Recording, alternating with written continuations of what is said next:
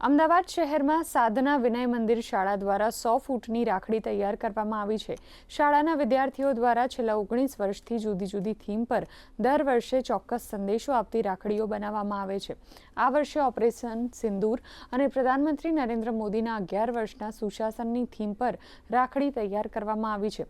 રાખડી દ્વારા ઓપરેશન સિંદૂરમાં દેશના જવાનોએ આપેલા ત્યાગ અને બલિદાનને બિરદાવવામાં આવ્યા છે, તો પ્રધાનમંત્રીના લોક કલ્યાણલક્ષી કાર્યોની ઝાંખી પણ બતાવવામાં આવી છે।